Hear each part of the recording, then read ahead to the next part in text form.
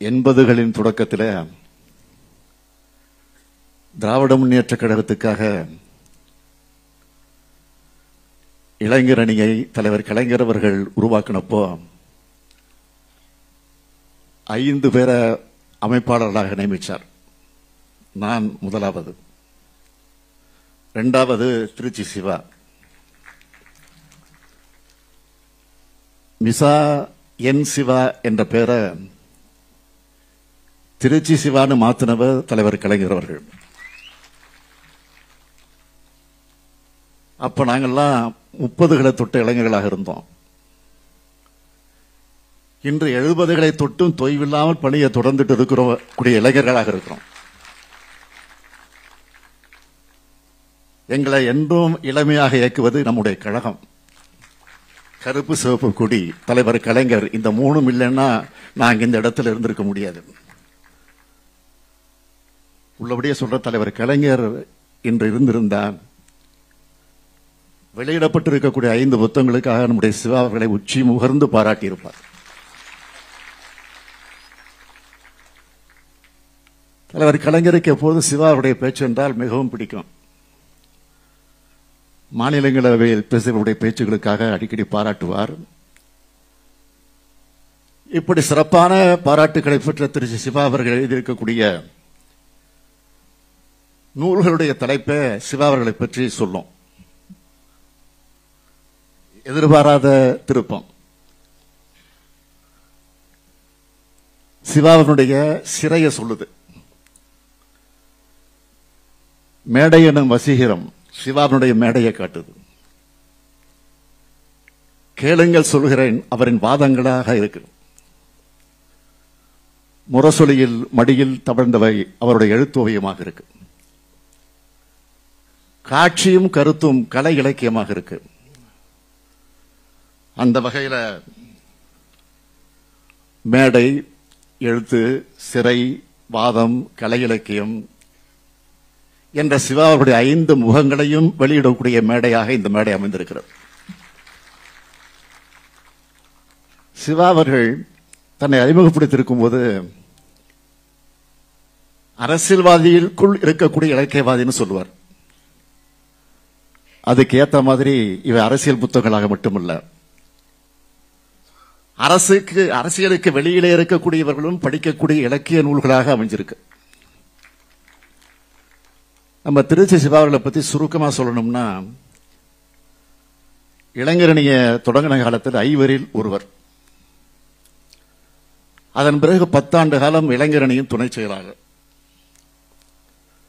15 ஆண்டு காலம் மாநில மாணவர் அணியின் செயலாளர், இப்போ கழகத்தின் கொள்கை பரப்பு செயலாளர். கழக பணியில் தன்னுடைய உழைப்பால உயரங்கள் அடைஞ்சவர்.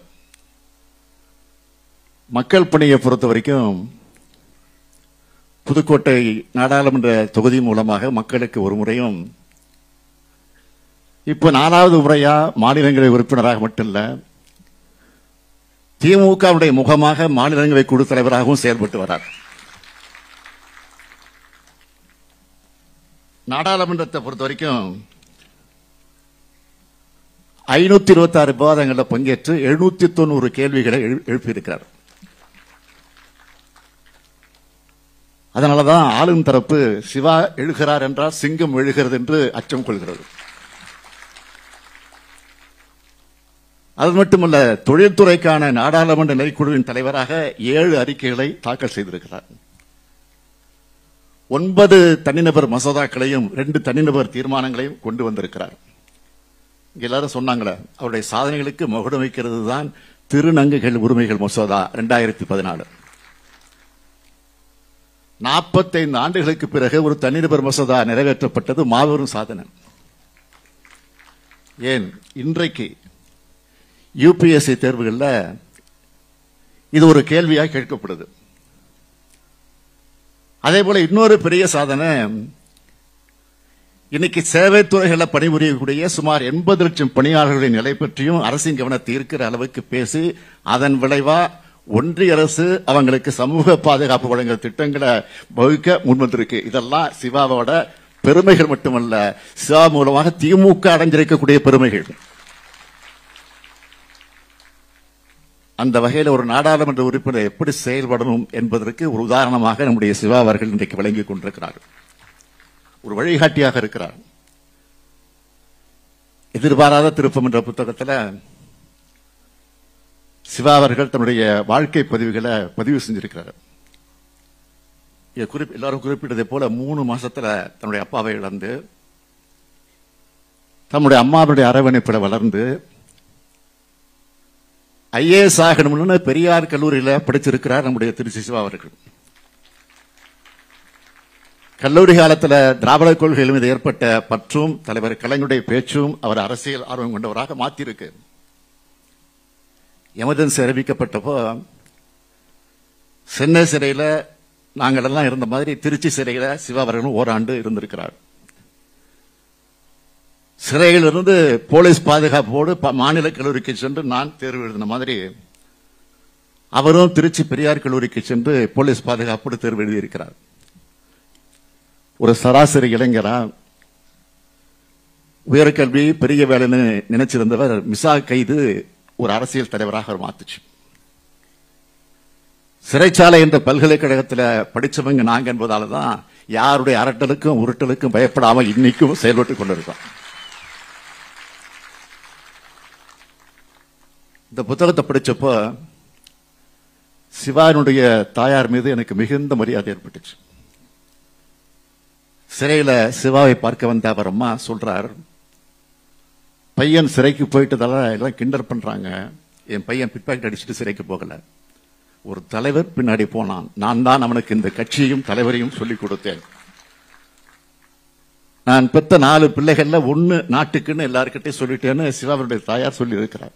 ஆக உண்மையான திராவிட தாய் அவர்தான்.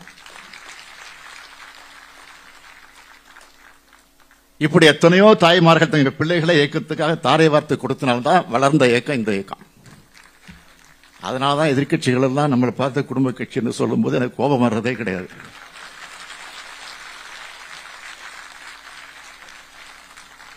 குடும்பம் குடும்பமாக வந்து குடும்பம் குடும்பமாக துன்பத்தை அனுபவிச்சு நாட்டுக்காக உழைப்பவர் தான் இந்த இயக்கம் திமுக.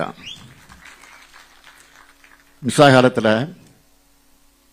மாநில கட்சிகள் எல்லாம் தடை செய்யப்படுறதா ஒரு செய்தி வந்துச்சு. அந்த செய்தி வந்தப்போ அதிமுகவுடைய பெயரை கூட அனைத்து இந்திய அதிமுகன்னு மாத்தினாங்க. அப்ப சிறையில் இருந்த சிவா அவர்கள் நம்முடைய ஆருயிர் அண்ணன் மறைந்த கோசிமணி அவர்களிடத்துல சிறையில் இருந்தப்போ கேட்டிருக்கிறார். அப்ப மணியண்ணன் என்ன சொன்னார்னா, எனக்கு சட்டமெல்லாம் தெரியாது, ஆனா நம்ம கட்சி பேரு கலைஞர் இருக்கிற வரை மாறாது, மாறவே மாறாதுன்னு சொல்லி இருக்கிறார். 2 வாரத்துக்கு முன்னாடி தான் பௌல விழாவை நாம் கொண்டாடி இருக்கிறோம். 75 ஆண்டுகளாக நம்ம இயக்கத்தோட பேர் மாறல, கொடி மாறல, சின்னம் மாறல, நம்ம எதிரிகளுடைய வடிவங்கள் வேண்டுமானால் மாறி இருக்கலாம், நாம மாறல, நம்ம போராட்ட களமும் மாறல. இதுதான் திமுக. அதனால்தான் பெருமையாக அதை குறித்து சிவா அவர்கள் எழுதியிருக்கிறார். தமிழனாக பிறந்தது சிறப்பு, கழகத்தில் பணியாற்றுவது பெருமை, கலைஞரின் தொண்டனாய் வாழ்வது பேருன்னு எழுதியிருக்கிறார். இவையெல்லாம் வெறும் எழுத்தல்ல, காலத்துக்கும் நிலைச்சிருக்கக்கூடிய கல்வெட்டு. ஒவ்வொரு திமுக தொண்டரும் தன் இதயத்தில் எழுதி வச்சிருக்க வேண்டிய சொற்கள். தமிழை விட, கழகத்தை விட, கலைஞரை விட நமக்கு என்ன பெருமை வேண்டும்? என்னை பத்தி எழுதுறப்போ கலைஞராய் வாழும் தளபதினு எழுதியிருக்கிறார். என் மீதான அன்பு மிகுதியால் அப்படி எழுதியிருக்கிறார் நான் நினைக்கிறேன். என்னை 45 ஆண்டு காலமாக பக்கத்திலிருந்து என்னை பார்ப்பவர். இனி இவர்தான் எங்கள் தளபதினு முதல்ல அறிவிச்சவர் சிவாதான். அதனால அந்த தலைப்பு வச்சிருக்கிறார். ஆனா அதுல ஒரு திருத்தம், கலைஞராய் வாழ கலைஞரால் மட்டும்தான் முடியும். என்னை பொறுத்த வரைக்கும் கலைஞர் வழியில் வாழ்ந்து கொண்டிருப்பவன் நான். இந்த புத்தகத்தின் மூலமாக எப்படி சிவா அவர்கள் வசீகரிக்கக்கூடிய பேச்சை கவர்ந்திருக்கிறாரோ, அதே மாதிரி சொக்க வைக்கக்கூடிய எழுத்துக்கு சொந்தக்காரன் நிரூபிச்சிருக்கிறார் இந்த புத்தகத்தின் மூலமாக.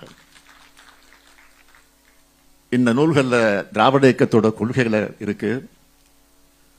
நம்முடைய தலைவருடைய வரலாறுகள் இருக்கிறது, இயக்கத்தினுடைய தியாகம் இருக்கிறது. மொத்தத்தில் கழகத்தினர் எப்படி பேசணும், எப்படி எழுதணும், எப்படி வாதிடணும், எப்படி பதில் சொல்லணும் என்று வழிகாட்டக்கூடிய புத்தகங்களாக இவற்றை திருச்சி சிவா அவர்கள் உருவாக்கி கொடுத்திருக்கிறார்.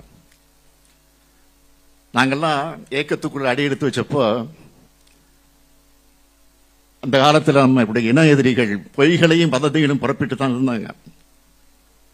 ஆனா இன்னைக்கு பாஜகவினர் பொய்களையும் அவதூறுகளையும் பரப்புவது மட்டுமில்லாம அதை எப்படியெல்லாம் உண்மையாக மாற்றலாம யோசிச்சு வராங்க. வரலாறுகளை அதனால மாற்றுறாங்க. அவற்றை உடைத்தெறியக்கூடிய இன்னும் ஏராளமான திருச்சி சிவாக்கள் இந்த நாட்டுக்கு தேவை, இந்த இயக்கத்துக்கு தேவை. இந்த நூல்கள் மாதிரி இன்னும் பல புத்தகங்கள் தேவை. இந்த புத்தகங்களை உருவாக்கி தந்திருக்கக்கூடிய நம்முடைய திருச்சி சிவா அவர்களை மீண்டும் பாராட்டுகிறேன். கவிப்பேரரசு அதன் வைரமுத்தவர்கள் சொன்னார்கள், சிவா அவர்கள் தான் IAS ஆக முடியலன்னு ஒரு பேட்டியில சொல்லியிருக்கிறார் என்று குறிப்பிட்டார். நானும் படித்தேன். நான் அவருக்கு நிறைவாக சொல்ல விரும்புவது, திருச்சி சிவா அவர்களே, IAS பதவிக்கு ஓய்வு உண்டு. ஆனா நீங்க கொள்கையை பரப்பும் திமுக 3 இடத்துக்கும் நம் பயணத்துக்கு என்றைக்கு ஓய்வில்லை என்று சொல்லி விடைபெறுகிறேன். நன்றி, வணக்கம்.